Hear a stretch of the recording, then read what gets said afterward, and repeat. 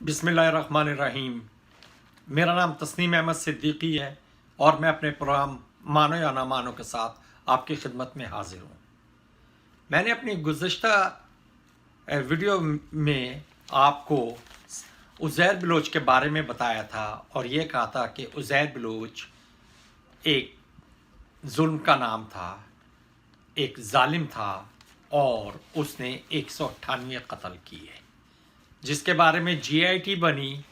लेकिन उस पूरी रिपोर्ट में ऐसा लगा कि उसमें कोई भी अच्छा आदमी शामिल नहीं था, सब बुरे थे और कोई भी बुरा नहीं था, सिर्फ एक बुरा था और उसका नाम था उज़ैर बलोच।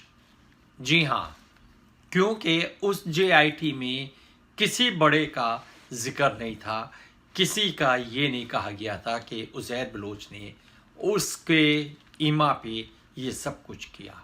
हाँ, परसों एक बयान आया है, कल या परसों, जिसमें कि पाकिस्तान पीपल्स पार्टी के MNA अब्दुल कादिर पटेल साहब ने इस बात का एतराफ़ किया है कि उनकी 8-9 मुलाकातें उज़ैर बलोच से हुई, लेकिन उन्होंने कोई आदमी नहीं मरवाया, क्योंकि उन्होंने तो कभी कोई जानवर भी नहीं मारा। जी हाँ, उन्होंने हो सकता है जानवर ना मारा हो, उन्होंने आदमी भी ना मरवाया। तो उनके इस बयान पे मुझे थोड़ी सी हंसी आई और मुझे शाहज़ेब खानज़ादा का वो प्रोग्राम याद आ गया जिसमें कि जब उसने उज़ैर बलोच से ये सवाल किया कि आपने लोग मरवाए, तो उज़ैर बलोच हंसा और उसने बड़ा हंस के कहा कि ओ बाबा क्या बात करते हो, मैंने तो कभी चिड़िया नहीं मारी। नहीं उज़ैर बलोच, तुमने वाकई चिड़िया नहीं मारी, लेकिन तुमने 198 अफराद तो मारे। तो ये शाहज़ेब खानज़ादा साहब का था। बहरहाल अब्दुल कादिर पटेल साहब का ये बयान मैं इसलिए थोड़ा सा जिक्र किया कि आज तक किसी आदमी ने उज़ैर बलोच से मिलने का एतराफ़ नहीं किया, चाहे वो शर्मिला फारूकी हो, चाहे वो फरियाल तालपुर हो, चाहे वो कायम अली शाह साहब हों, चाहे वो आसिफ जरदारी हों। इन लोगों ने, किसी ने भी उज़ैर बलोच से मिलने का एतराफ़ नहीं किया या किसी किस्म के रवाबित का कोई एतराफ़ नहीं किया। बहरहाल ये तो एक बात हो गई पुरानी रिपोर्ट के मुताबिक। आज की रिपोर्ट भी जी मैं जिस पे आप डिस्कस करूंगा, सानिया बल्दिया टाउन, जो कि 11/9/2012 को हुआ, सानिया बल्दिया टाउन का वाकया। और इसकी GIT अगर आप एग्जैक्ट महीने और ये निकाल दें तो इसकी GIT की रिपोर्ट 8 साल बाद रिपोर्ट आई है। एक्शन कोई नहीं हुआ अभी, सिर्फ एक GIT की रिपोर्ट आई है और इस GIT की रिपोर्ट में भी कोई बड़े आदमी नहीं है।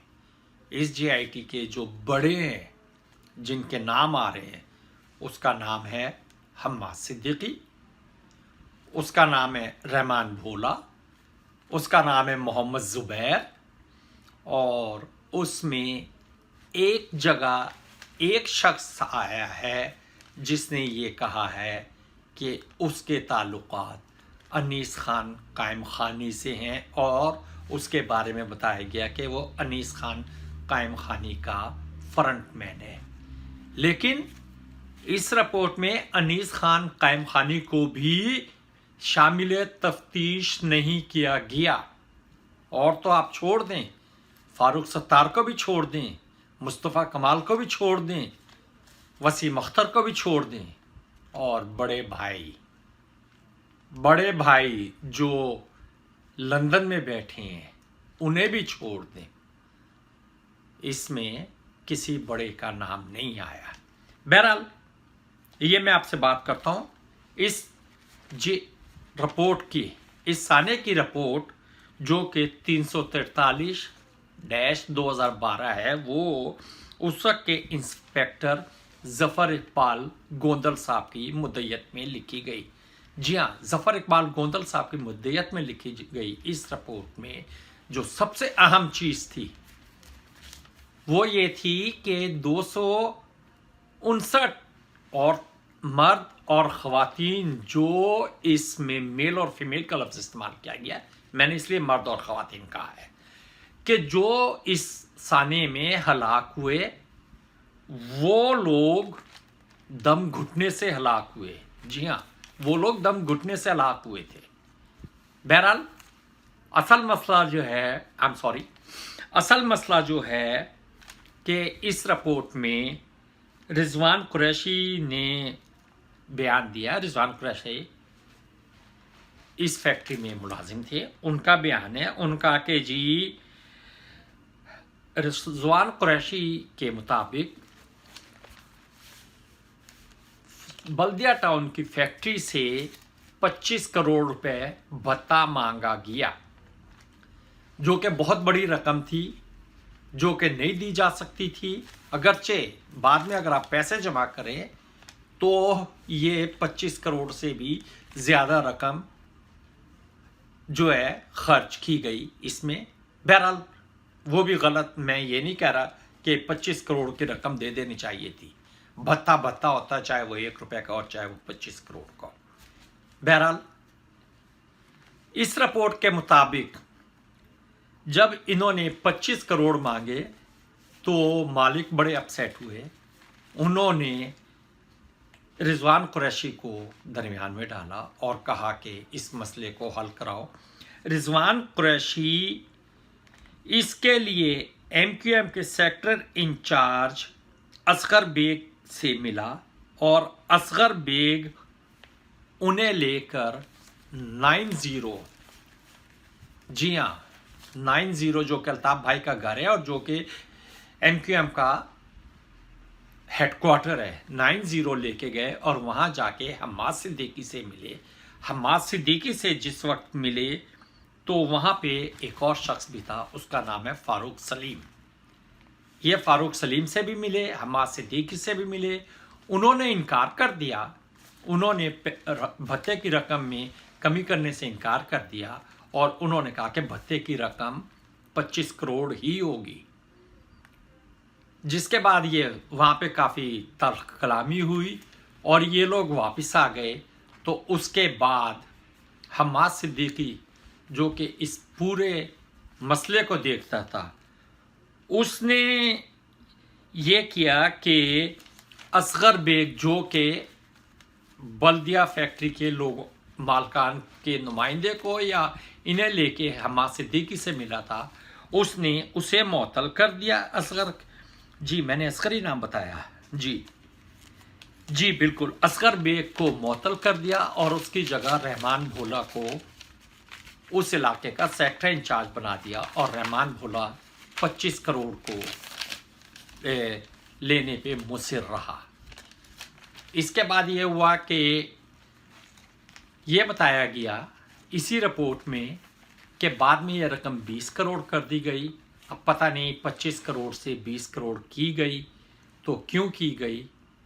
जैसा कि मैंने पहले कहा कि अगर कुल खर्चे देखें तो 20 करोड़ से भी ज़्यादा हो गए, 25 करोड़ से भी ज़्यादा कुल रकम खर्च हुई है।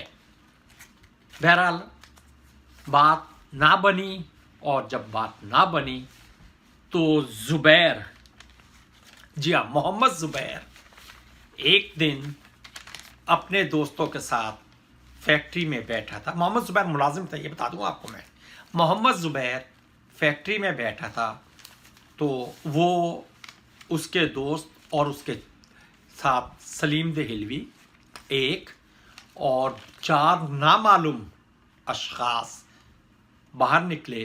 वो गोदाम की तरफ गए और उन्होंने 4 शापर जो कि उनके हाथों में थे, जो कि मोहम्मद ज़ुबैर ने दिए, उन्होंने वो 4 शापर गोदाम के मुख्तलिफ हिस्सों में फेंक दिए, जिससे कि फौरी तौर पे आग भड़क उठी।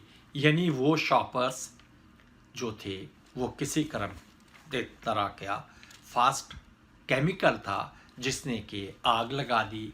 पूरी आग लगी। आग लगने के बाद क्या हुआ वो आप लोगों के सामने है। 259 आदमी जल के मर गए, 50 जख्मी हो गए। सफाकियत और बर्बरियत का ये तमाशा होता रहा। और इसके बाद ये हुआ कि जब उन्होंने फायर ब्रिगेड को, जो कि वहाँ से ज़्यादा दूर नहीं था, उसे बुलाया तो फायर ब्रिगेड 1.5 घंटे बाद आया, क्योंकि ज़ाहिर है फायर ब्रिगेड में भी MQM के आदमी बैठे थे। फायर ब्रिगेड को भी इतना टाइम रोका गया ताकि वो ना आए, और फायर ब्रिगेड भी उस वक्त आया जिस वक्त फैक्ट्री से एक आदमी उन्हें लेने गया, और जब फायर टेंडर्स आए तो अफसोस की बात उनमें पानी नहीं था। यानी पानी जान के नहीं रखा गया था या ये इत्तफाकन एक हादसा था, बहरहाल पानी नहीं था। बहरहाल उसके बाद जो कुछ हुआ, जो मीडिया पे हुआ, जो लोगों ने बताया, जो हम्माद सिद्दीकी वहाँ पे मौजूद रहा, सुपरवाइज़ करता रहा, जो रहमान भोला वहाँ पे मौजूद रहा, सुपरवाइज़ करता रहा, ये बाद में गायब हुए। रहमान भोला बाद में पकड़ा भी गया, हांगकांग से उसे गिरफ्तार करके लाया गया, लेकिन आजकल वो ज़मानत पे रिहा है, क्योंकि नाकाफ़ी शवाहिद की बिना पे अदालत ने उसे ज़मानत पे रिहा कर दिया। जी हाँ, आप एक आदमी को हांगकांग से तो पकड़ के ला सकते हैं, लेकिन शवाहिद आपके पास नाकाफ़ी थे। बहरहाल उसके बाद फारूक सत्तार का भी बयान आया, वसीम अख्तर का भी बयान आया। हर आदमी ये बता रहा था कि मैंने ये किया, मैंने ये किया, मैं वहाँ पहुँचा, मैंने ये किया, लेकिन 259 आदमी अपनी जान से गए, 50 ज़ख्मी हो गए। इसके बाद भी बहुत कहानियाँ हुई। इसके बाद ये कहानी भी हुई कि MQM ने ये कहा कि ये भालिया फैमिली को, जो कि इस मिल के मालिक थे, कि आप हमें करोड़ों रुपए दें, हम लोगों में तकसीम करेंगे, लेकिन वो हम MQM के प्लेटफॉर्म से करेंगे कि MQM जहाँ बहक होने वाले लोग शोधा के साथ है। वो तो शोधा थे वाकई, क्योंकि वो तो बेचारे जल के मर गए थे, वो तो कीड़े मकोड़े थे, उन्हें मार दिया गया, लेकिन MQM अपनी सियासत चमकाना चाहती थी। ये इसके बाद हाँ, एक बात शायद मैंने आपको नहीं बताई कि इंस्पेक्टर जफ़र गोंदल साहब ने जो रिपोर्ट तैयार की थी, उस रिपोर्ट के अंदर जिसमें कि उन्होंने दम घुटने का इज़हार किया था, उसे ख़त्म कर दिया गया था, और इंस्पेक्टर गोंदल साहब को मुअत्तल भी कर दिया गया था। मुझे नहीं पता कि इंस्पेक्टर गोंदल साहब किधर हैं, वो मुअत्तल ही हैं या उनके खिलाफ कोई तादीबी कार्रवाई हुई, उन्हें मुलाजमत से निकाला गया या नहीं निकाला गया। बहरहाल उसके बाद सियासी ड्रामे शुरू हुए, और सियासी ड्रामे में GIT में लिखा कि उस वक्त के एक्स प्राइम मिनिस्टर, GIT में तो मुजरिमों का नाम तो क्या बताने, उसमें तो उस वक्त के हुकूमती अरकान के नाम नहीं बता जा रहे, कि उस वक्त के एक्स प्राइम मिनिस्टर आए और उन्होंने रिपोर्ट को दबाने का कहा, जिससे जब उनके दौरे की वजह से,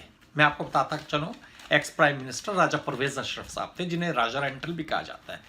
वो आए, उन्होंने उस रिपोर्ट को ख़त्म करने का कहा, और उस रिपोर्ट को ख़त्म करने के लिए उस वक्त पाकिस्तान पीपल्स पार्टी के एक सरकर्दा आदमी के फ्रंटमैन ने 15 करोड़ रुपए वसूल किए।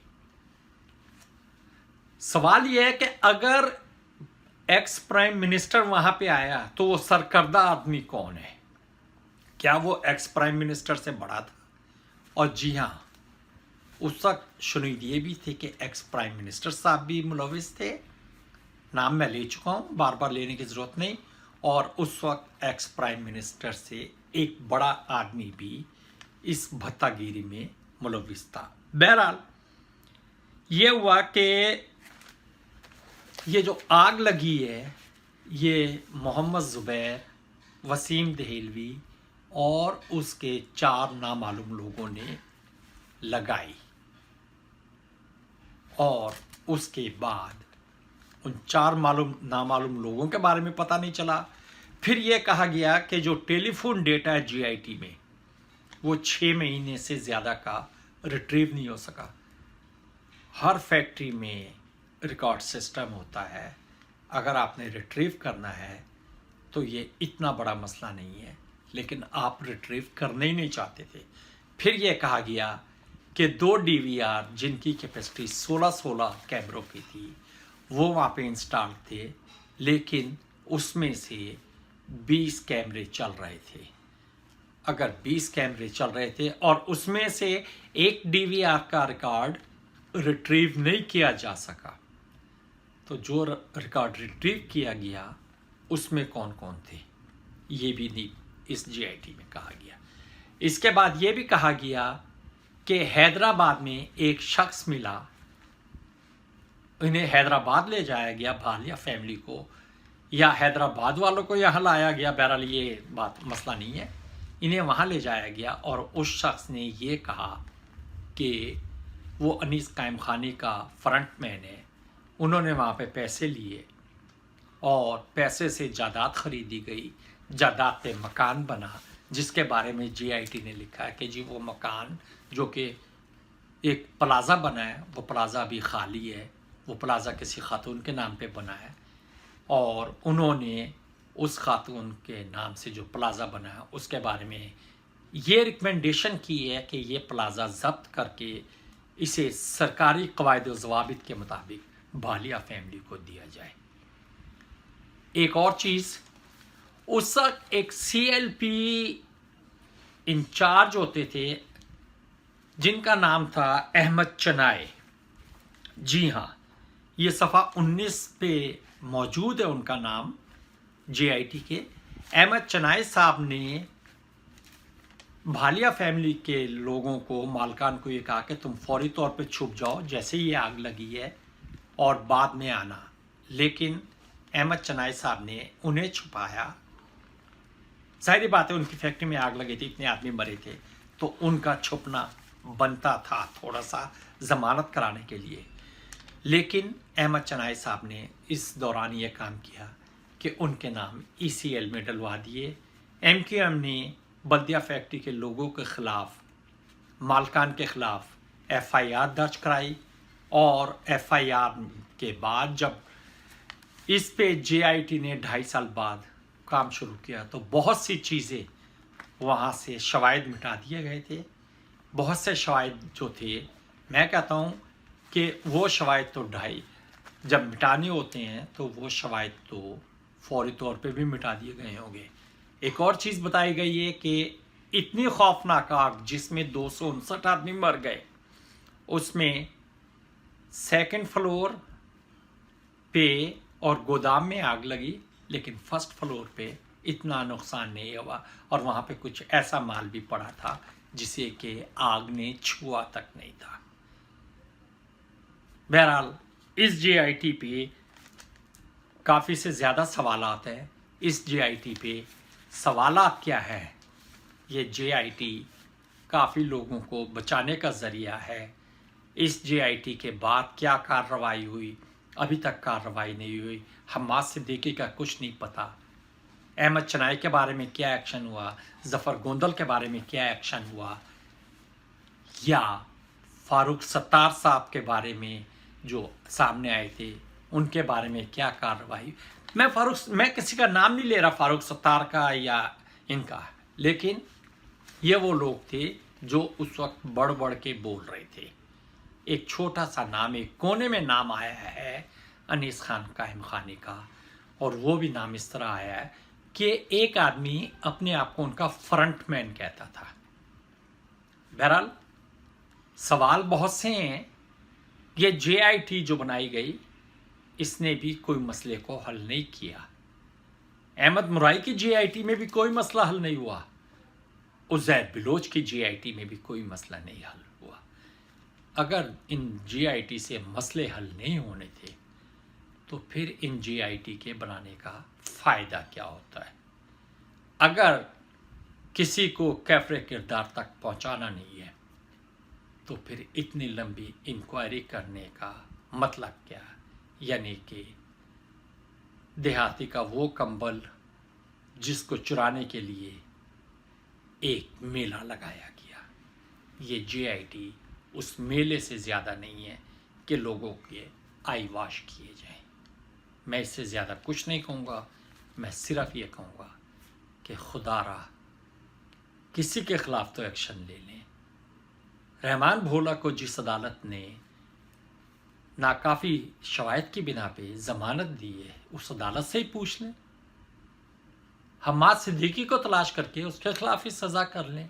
मोहम्मद ज़ुबैर जो मुल्क में नहीं है, मुल्क से बाहर है, आप उसके बाप को तो बुला रहे हैं कि जी आप आके बयान दें। उसके बाप को, मैं ये नहीं कह रहा कि उसका बाप बेकसूर होगा या कसूरवार होगा, लेकिन मोहम्मद ज़ुबैर को तो तलाश करा लें।